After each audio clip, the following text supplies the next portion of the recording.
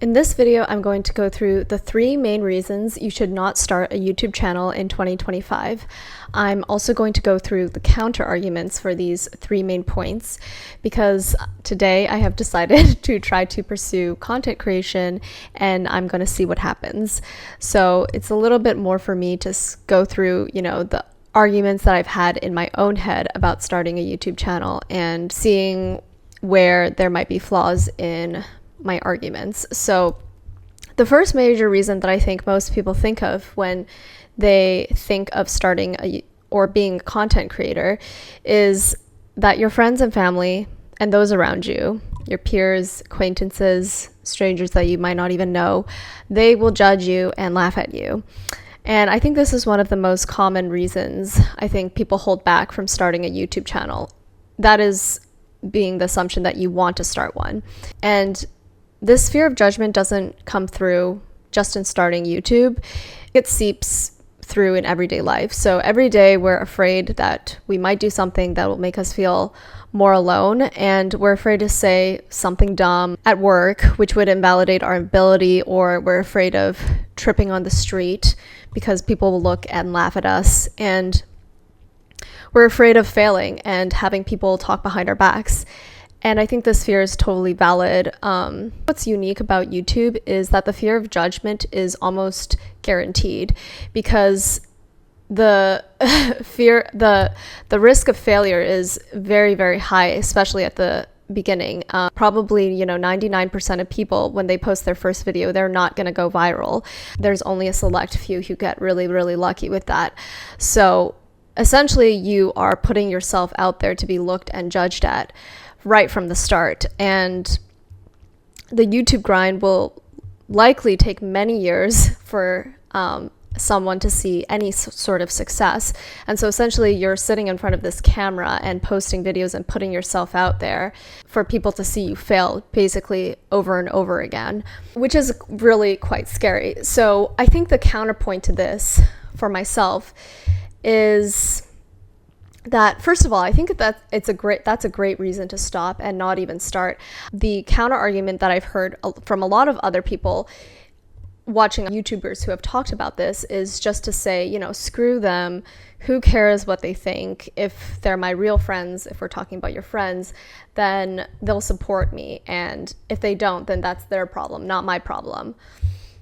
But I think for me, that doesn't really address the root of the issue. Like, my fear is not just going to listen to that and believe it just because, I tell it, oh, who cares? I do care. I do care what people think about me, and that's normal.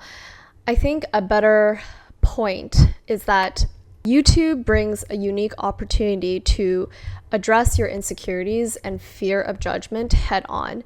And these days for me, I'm honestly already really skilled at being anxious and working around that anxiety in everyday life. I know how to satiate my social anxiety. I can speak up less at work, but I can make up for it in other ways.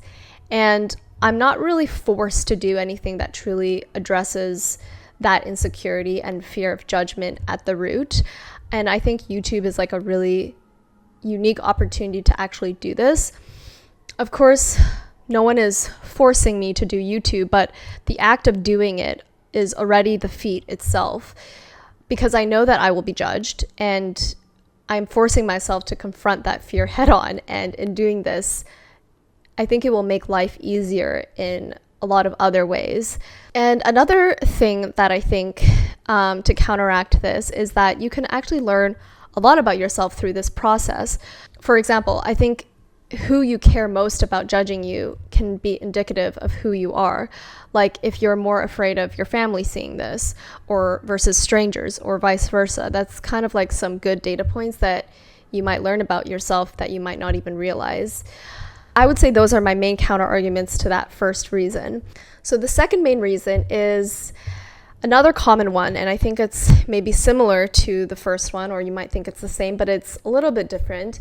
And that is the fear that you're not going to be successful. So, as people say, YouTube is hard, or they think that only the lucky few will be successful, and it's way too competitive these days. It's a little bit different from the first, because the first fear, I think, stems from social judgment, which stems from insecurity of being isolated, alone, and outcasted from society. If you've ever been bullied in high school, that is where that fear is coming from. But fear of failure, I think, is slightly different. Fear of failure comes from a place of unworthiness, and the fear is saying that you're not good enough. And this type of fear is actually one that I'm struggling with a lot of these days, mainly due to being in a place at work where I feel like this is not really where what I'm meant to be doing.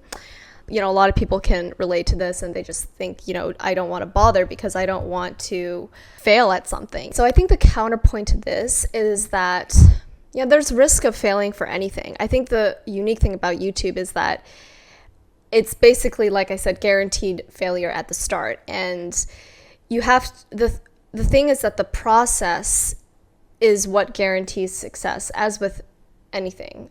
I guess that's not unique to YouTube. But I think through the process, you can learn about things like consistency, and anything in life is going to take hard work. And the fact is that you're not going to be successful right off the bat. And YouTube does require a different skill set to be successful, but it's also just like anything else. You need to put in the work. And I think there is this misconception that you need to be lucky to be successful.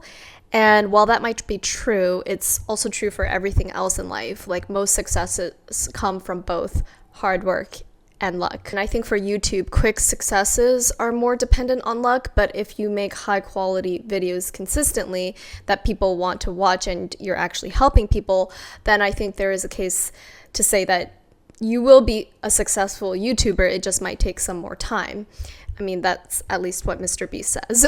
So the third main reason, which for me, I don't really hear getting talked about a lot. And so maybe it's not a very common fear, but for me, I actually think it's like one of the main reasons why I didn't really want to do this in the first place. And I think it's a distrust of putting myself on the internet.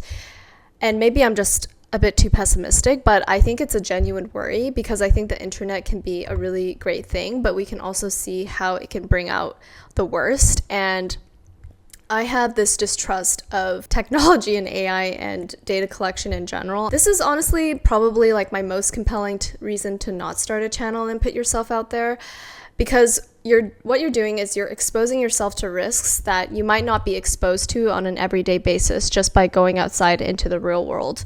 And I think privacy is something that I've always valued, and so me doing this is sort of like going against that. And I've usually never posted as much on social media because of this reason. You're basically, exposing yourself to the whole world of people that has internet access, and in doing so, you're exposing yourself to risks from people and dangers that you might not really be met with on a regular daily life. But I think these risks usually come with the more successful you are on YouTube. I think that everything in life has these risks, there are pros and cons. And maybe the risk in everyday life is like 1%, and the risk on the internet, let's just say, is just a little bit higher, like 10%.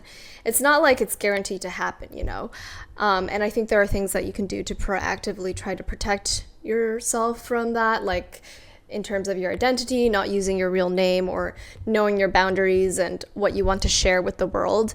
And you just have to be careful and diligent, just being wary of these risks, and then doing things to protect yourself as much as you can is all that you can do. But I don't think it's like a main reason to just not do it at all, especially if YouTube is something that you want to do and you've always thought about doing.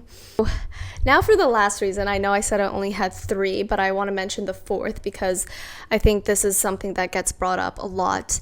And this is the reason that actually I hear about the most. So the 4th reason I call like this all-encompassing procrastination/perfection.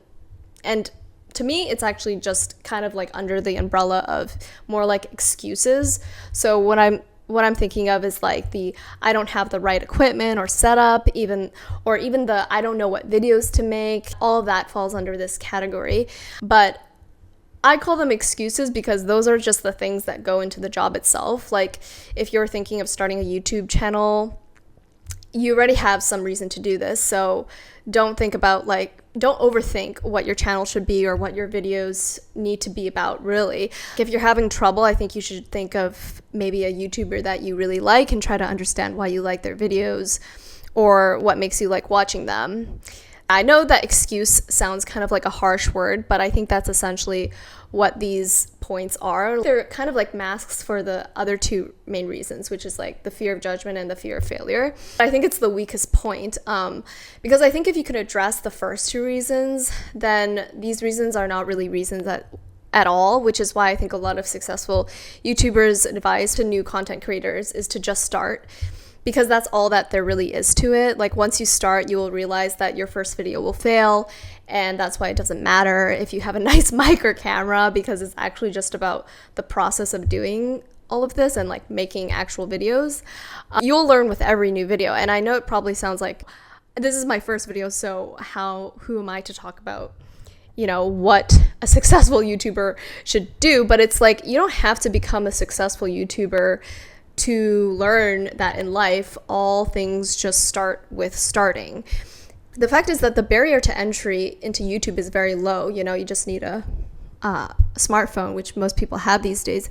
That's why the competition is so high. But the barrier to entry, the main barrier to entry is actually like your own mind. And that's why I mentioned the first three reasons as the main reasons. And then this is kind of just like a fourth non-reason, but like a very popular, I guess, reason that most people don't start. So yeah, those are my three main reasons with one extra reason that's kind of like a non-reason. And so that's why I'm starting my YouTube channel today and I'm making this video. And I hope that this helps someone who is trying to also start YouTube, but they just maybe are kind of frozen like I was for a really long time about like starting at all and posting and putting yourself out there. So yeah, let's see what happens.